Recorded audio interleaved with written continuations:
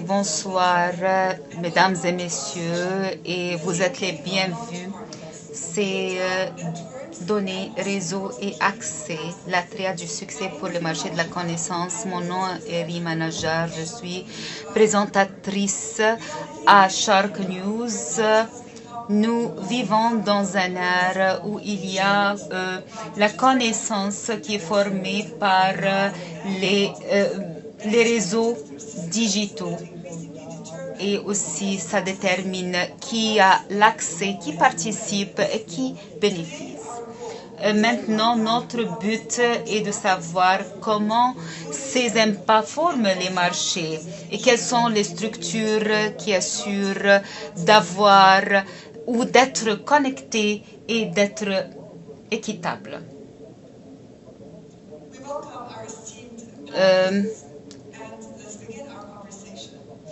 On commence notre séance. Nous allons couvrir les réseaux numériques et l'intelligence artificielle et troisièmement et aussi je voudrais de concentrer sur ce sujet et ça dépend de leur métier et profession. Je voudrais que M. Harrison Long de commencer la discussion parce que sans les réseaux numériques, on ne peut pas avoir une connaissance. Comment investir dans des réseaux qui ne dirigent pas seulement les connaissances. Premièrement, je vous remercie pour l'introduction. C'est très bien d'être parmi nos collègues. Pour IN, nous avons une stratégie en 2022 et durant cette période, il y avait les stratégies et chaque stratégie était pour quelque chose parce qu'à la fin, il y avait des opérateurs de télécommunications et aussi pour diversifier notre business vers aussi aussi, c'est digitaliser et nos opérations. C'est très important dans l'automatisation de l'intelligence artificielle. Et la chose la plus importante, c'est de fournir quelque chose avec une façon durable. C'est dans les environnements parce que nous avons partenaires depuis septembre 2028 à Dubaï et aussi bien sûr il y avait des gouvernances à l'intérieur de nos organisations. Mais pour votre question qui concerne les réseaux numériques, on regarde les accès. Tout le monde nous regarde comme nous sommes des opérateurs de télécommunications, soit à l'intérieur des Émirats arabes unis ou d'autres pays, parce qu'on fait les réseaux et cela a beaucoup de sens concernant l'accès. Mais ce n'est pas suffisant parce que nous avons besoin d'autres choses pour être disponible et pour réussir l'accessibilité, les devis, les laptops, pour accéder à l'Internet, il devrait être dispo et avec un bon prix. Il y a des iPhones à $2000 et pas tout le monde qui pourrait accéder ces devises et c'est très important. Mais c'est très important aussi de communiquer avec les amis, avec la famille. Avec $150 ou $200, c'est normal dans n'importe quel autre marché. Deuxièmement, ça concerne les services. Par exemple, quand on a, par exemple, il y a des gens qui disent que c'est très cher, mais en même temps, on devrait avoir des données ou bien sur des plateformes d'éducation pour avoir d'autres opportunités. Il y a aussi des services dans d'autres domaines. On regarde l'infrastructure, les plateformes, les services pour s'assurer qu'il y a une accessibilité. Pas seulement Émirats arabes unis, mais dans d'autres marchés, l'Arabie saoudite, l'Égypte, Maroc. C'est très important. Et aussi, nous avons discuté cela dans les autres séances, l'accès aux technologies. Vous avez parlé d'autres initiatives et ce que nous continuons à faire. Il y a des initiatives avec l'unité d'Amazon et AWS. Il y a des collaborations avec le Forum international, UNDP. Comme vous voyez, comme vous l'avez mentionné, vous opérez dans d'autres pays autres que les Émirats arabes unis. Il y a des lacunes qui devraient être couvertes, comme en Égypte. Nous sommes intéressés aux initiatives and other. On regarde aussi d'autres perspectives. Il y a la stratégie du conglomerate parce que c'est dans la stratégie du groupe. Pour faire un impact positif avec les communautés, nous travaillons avec aussi des défis différents. Ça dépend du pays et quelquefois ça dépend de la région. Et comme vous l'avez mentionné, peut-être il y a des exemples spécifiques avec les partenaires avec lesquels on travaille. Au Pakistan, nous avons beaucoup d'opérations où des microfinances utilisent quelquefois une plateforme FinTech et pour des entrepreneurs, les petites sociétés aussi.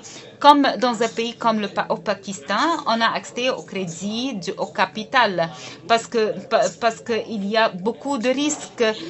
Donc, ils devraient accéder à nos plateformes. On mentionne l'Égypte, c'est une autre situation. L'Égypte a une population énorme et il y a aussi beaucoup de défis concernant les compétences. Il y a aussi des Coursera, c'est aussi une plateforme d'éducation qui fournit aussi beaucoup de programmes d'éducation.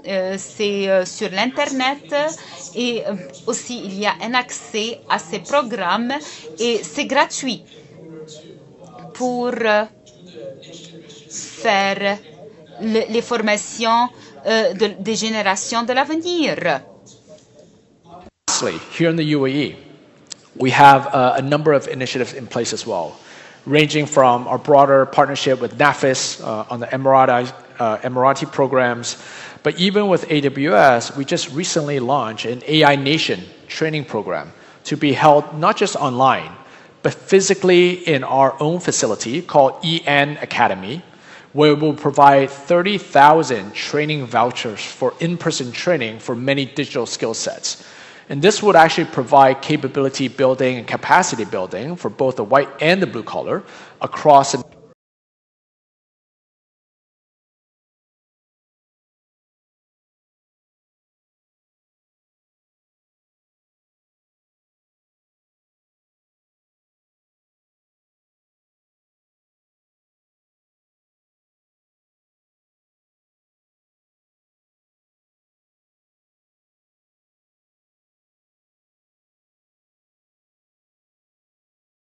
Professeur Hiroshi, aussi, vous travaillez au Japon et vous êtes connu pour développer la technologie des avatars en utilisant l'IA et robotics.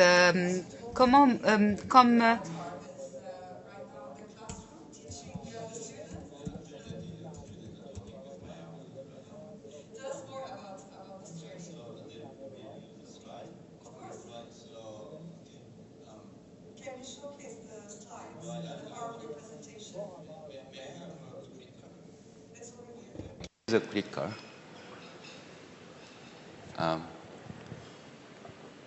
We need the control, right? Yeah, he's running that. Okay. So my main work, my current main work is to develop the avatar. The avatar is. Les avatars sont très proches des portables, téléphones portables. Mais cela sera très important dans l'avenir. En 2015, j'avais aussi le prix de la connaissance. Donc, c'est pour cela que je retourne aujourd'hui. Et je dirigeais aussi Osaka Kansai Expo et aussi il y avait mon pavillon. Et pour démontrer le futur, comment sera le futur avec les technologies et aussi ce qui a rapport aux devises. Je vais vous montrer mon pavillon. C'est mon pavillon.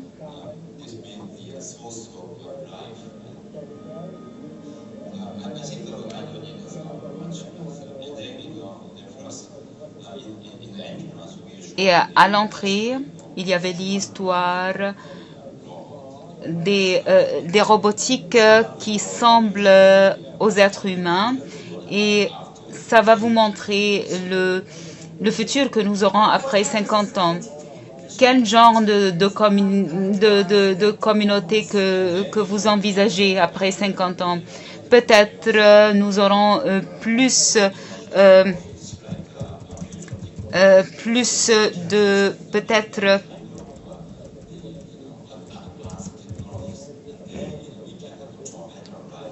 nous aurons une vie meilleure dans le futur.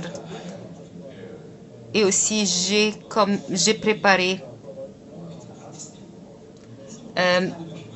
un travail artistique. Est-ce que nous aurons après après 1000 ans?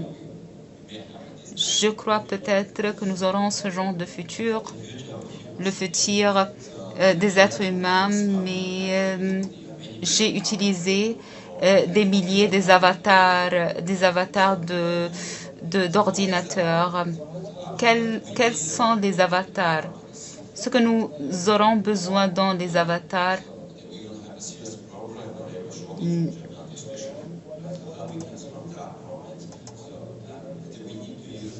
nous aurons besoin d'utiliser la technologie robotique pour ces avatars.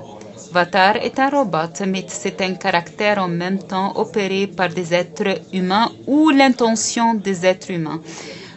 Probablement, nous allons transférer nos intentions aux avatars et l'avatar va travailler avec nous. Donc, c'est mon avatar. Il travaille à l'université.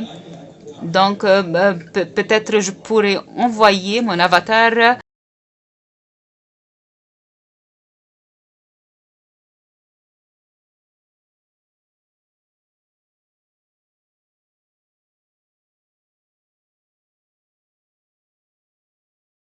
en utilisant ces technologies, on essaye de réaliser les sociétés où il y a des gens qui travaillent ensemble.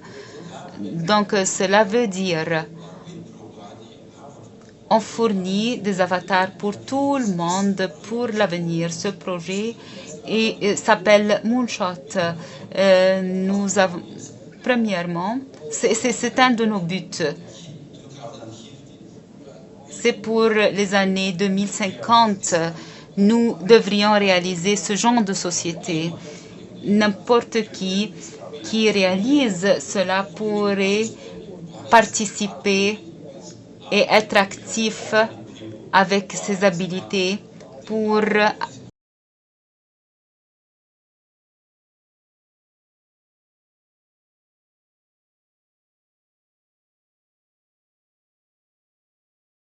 et n'importe qui pourrait étudier n'importe où. Nous voulions changer l'éducation et aussi l'environnement de travail dans nos vies quotidiennes. Donc, aussi, je gère ma société, j'essaie de développer le marché d'avatar. Après, nous allons remplacer ces ordinateurs avec des robots et ou bien avec les caractères. Ces avatars que nous voyons maintenant, comment ils pourraient améliorer la création de savoir et le rôle des êtres humains après 50 ans. nous pourrions combiner la technologie d'avatar avec l'intelligence artificielle parce que l'IA pourrait aussi soutenir ces avatars et les opérateurs pourraient avoir des services meilleurs. Je vais vous montrer quelques exemples pratiques.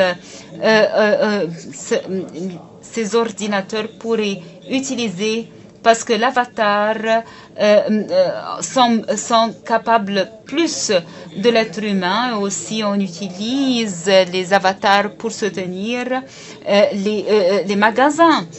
C'est très intéressant de former les opérateurs et utiliser l'IA et aussi c'est un genre de formation.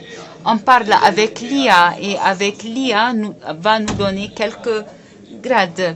Et aussi, ça va avoir une compensation. Et après cela, l'opérateur pourrait parler comme un être humain.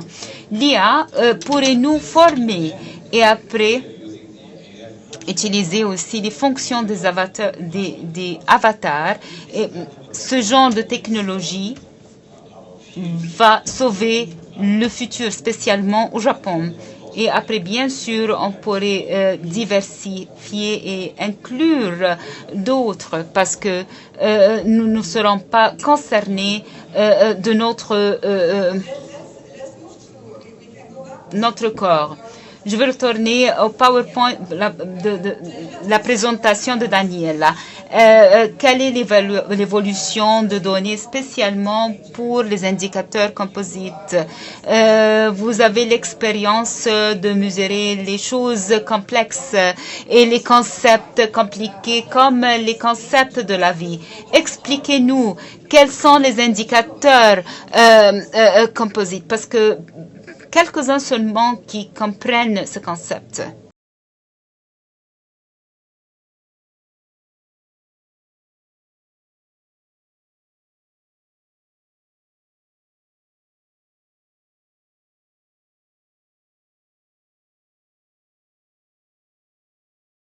J'ai une spécialité dans les indicateurs compliqués et j'ai collaboré dans les SJ et l'impact de l'environnement. Et cela va être présenté demain et je travaille avec l'innovation globale et l'indice de la performance aussi. Et c'est mon expertise. Et je voudrais aussi dire ce que Rebecca a dit, la secrétaire générale de l'UNESCO, quand elle a dit que les marchands ont besoin je crois que c'est très important et c'est le business des indicateurs. Ce que nous essayons de faire,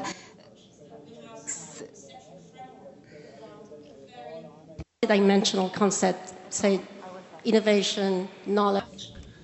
L'innovation, la compétitivité, et nous avons besoin d'évaluer comment les pays, qu'est-ce que les pays fassent à ce niveau. Donc,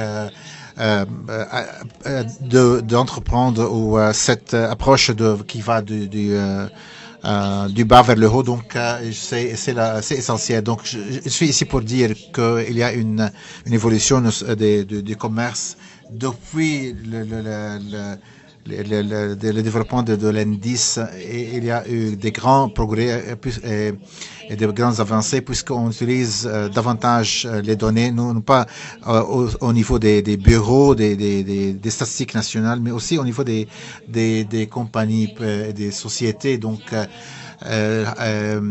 que ce soit des hardware ou des software, et aussi l'imagerie des satellites, puisque au début on avait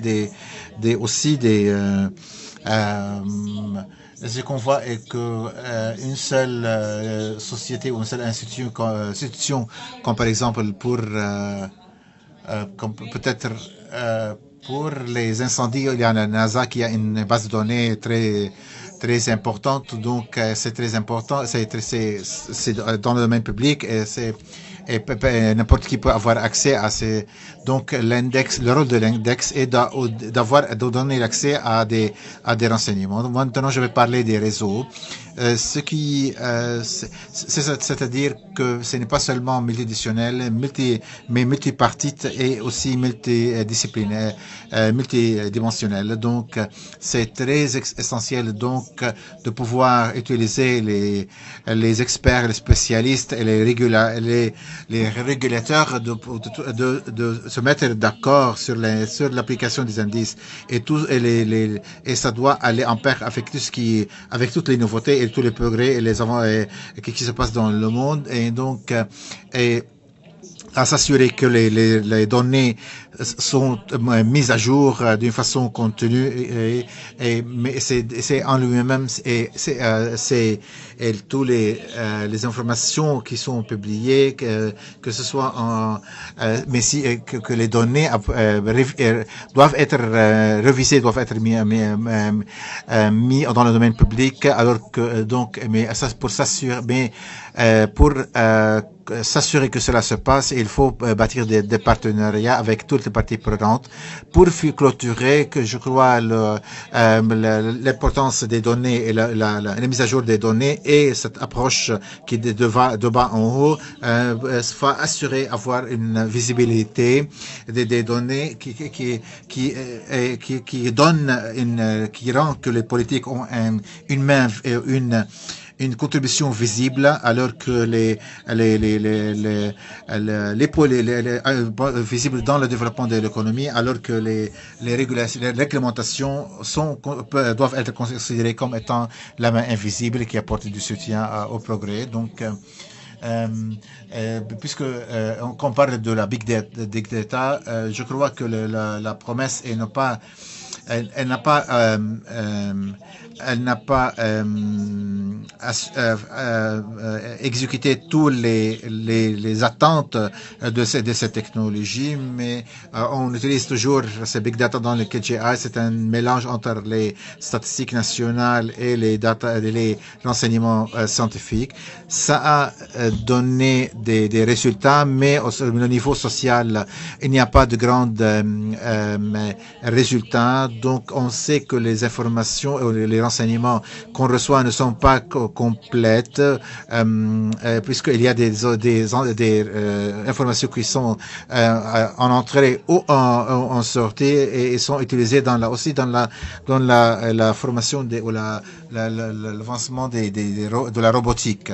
Donc, il y a bien des robots qui sont bons pour l'environnement. Je crois que ce qu'on a besoin est la question qui se pose et puisque j'ai travaillé sur il y a une personne qui a dit sur la KGI, il y a des experts qui disent on n'a pas besoin pourquoi on a besoin des humanoïdes et des robots alors qu'on peut complémenter ou bâtir sur les compétences des humains. Je vois que ça s'applique aussi sur les cas des handicapés où on utilise les avatars. Mais ça, si on a comme nous embauchons des handicapés comme opérateurs et donc on a pas, puisqu'on n'a pas besoin de prendre en considération le temps pour se mobiliser au passer d'un endroit à un autre. Si on a des avatars, on n'a pas besoin de se mobiliser, de prendre le train ou de conduire la voiture pour passer. Donc ça peut se concrétiser en matière de l'efficacité. Par exemple, on peut avoir des emplois peut-être on peut embaucher des handicapés ou des avatars comme dans un pays alors que les employés donc on peut créer des marchés, des sous-marchés sur le niveau national.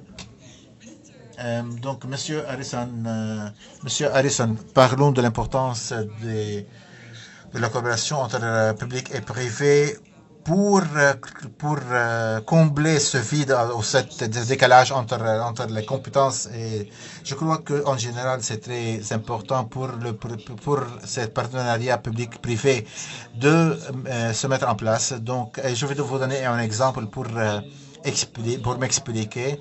Dans ces réseaux qu'on a bâtis, il y a des moments où on élargit des domaines qui, du point de vue financier, c'est très négatif de conserver, de maintenir ces réseaux. Mais vu l'importance de ces marchés, de ces réseaux pour des régions géographiques comme le réseau cellulaire, c'est plus important même, c'est autant important que la nourriture. Aussi, il y a bien des parties prenantes qui vivent de cette. Donc, il y a aussi des institutions comme le Banque mondial, l'AFC et le BRD. Ces parties prenantes ont trouvé ensemble pour progresser. Et sans cette coopération, ces réseaux n'auront pas devenus en place. Donc, aussi, la PNUD a accueilli aussi a bâti des partenariats avec dans le domaine de la ITU. Donc, puisqu'en outre de ce qui se passe sur le marché, il y a bien des efforts de rallying et de coopérer pour pouvoir répondre à des besoins qui va au-delà du besoin normal. Donc, l'idée de travailler ensemble, non seulement travailler ensemble, mais en partenariat, mais je crois qu'il y a aussi des défis communs, mais il faut, pour pouvoir aboutir à réaliser les objectifs, il faut travailler ensemble. Je vais vous donner pour exemple pourquoi c'est important le partenariat. C'était un exemple pourquoi le partenariat privé et public est important. Les sociétés doivent avoir cette approche de le partage des données et des renseignements, mais on parle aussi de le renseignement, de la protection du côté intime et du côté confidentiel des données. Je crois que Daniel m'a correctement mentionné que la data et la fondation sont les plus importants.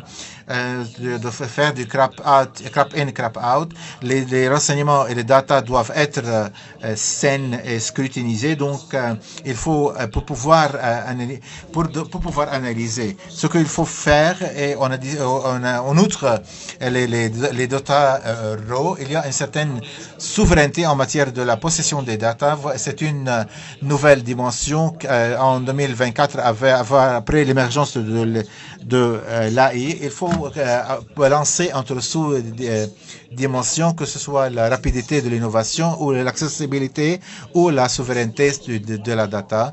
Donc, autant qu'on parle que chaque pays doit avoir des centres de renseignement, il y a des pays ou des économies qui n'ont pas la capacité d'avoir des centres propres à eux. Donc, il faut reconsidérer ou faire ou concevoir des solutions de point de vue régional. Est-ce que les gouvernements travaillent ensemble pour établir un cadre de travail commun ou de centres de données communs entre eux et aussi à structurer les data et la nature des données, puisque la data ou les données existent partout dans le CRM système, dans les photos, dans les téléphones, donc on possède chacun de nous dans cette salle. Donc, il y a des données qui sont générées d'une façon minute par minute, de façon constante, mais pour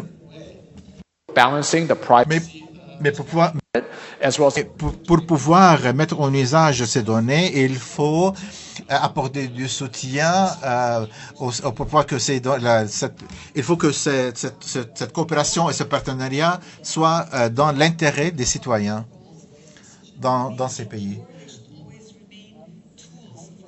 est-ce que les robots peuvent devenir, ou est-ce que tu considères que les robots ou la technologie doivent agir d'une façon autonome, ou ils doivent rester en service des humains? Je crois que les avatars, les robots, donc au Japon, on ne différencie pas entre les humains et les robots. Il y a des niveaux humains, des niveaux pour la robotique. Et donc, vous pouvez utiliser les robots comme moyen, mais pour nous, les Japonais, on a notre propre conception, mais on ne distingue pas entre les robots et les humains. Quand on travaille ensemble avec les robots et on s'entraide.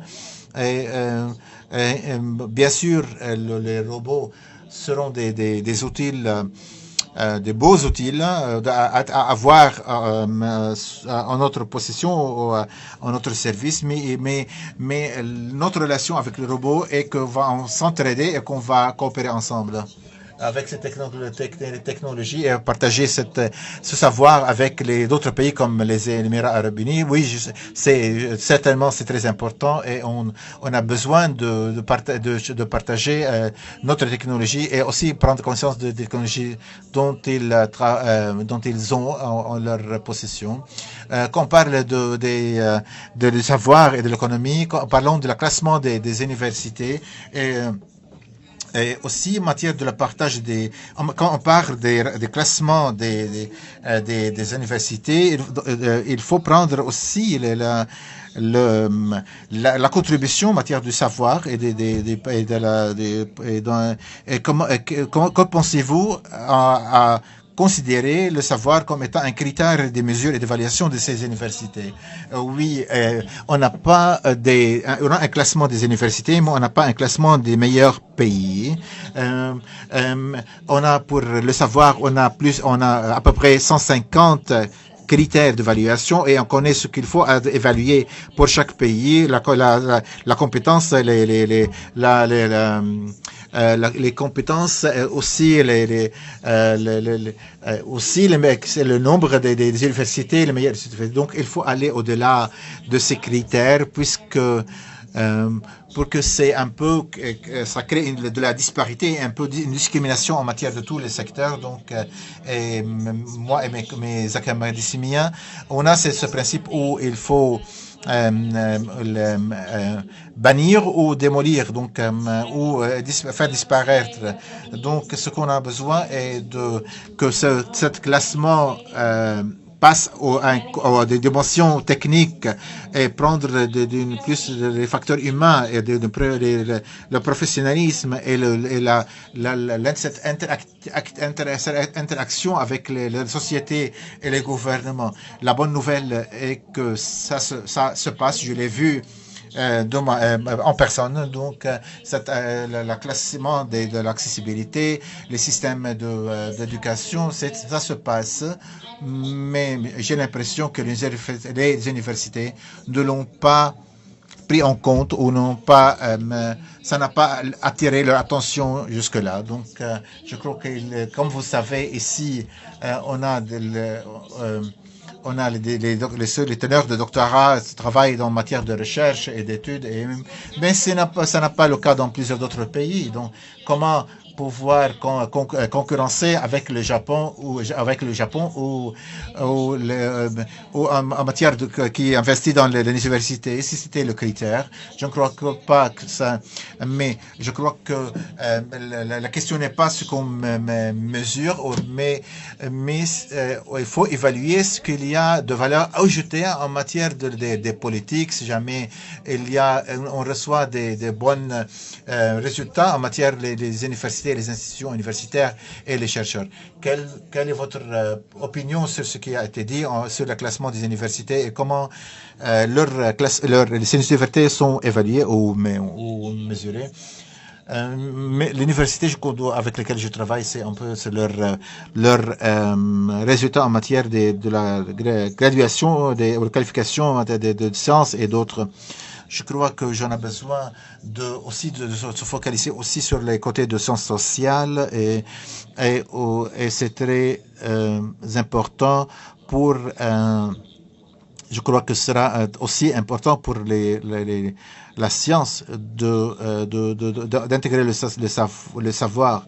Mais jusqu'à présent, on se concentre seulement sur les sciences. Quels sont les points communs avec les marchés du savoir? Dans ma dernière étude, j'ai parlé aux matières contribution, j'ai parlé de cela.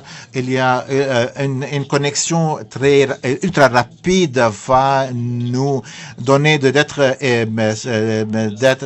de plus rapide et plus efficace. L'une des connectivités, vous pouvez l'un des facettes ou l'un des moyens de bénéficier de la connexion ultra rapide et pour les cadres médicaux comme les docteurs qui fassent des opérations chirurgicales d'autres et ça permet aux médecins de faire des opérations sans avoir de se mobiliser à une autre location et ils peuvent utiliser les technologies, les avatars mais avec une connectivité à moyenne rapidité ou à longue rapidité, ça ne peut pas se faire.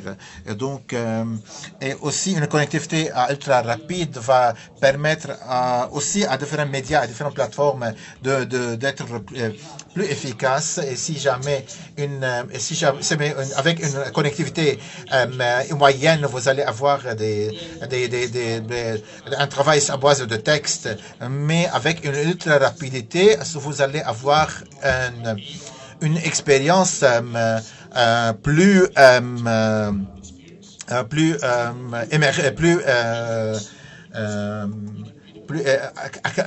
overwhelming. Donc, et vous pouvez utiliser des écouteurs supportés par l'AI et aussi avec des lunettes 3D ou des lunettes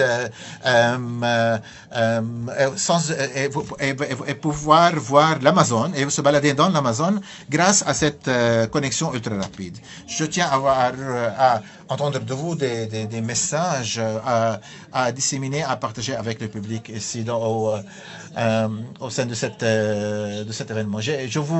Mon message est une invitation.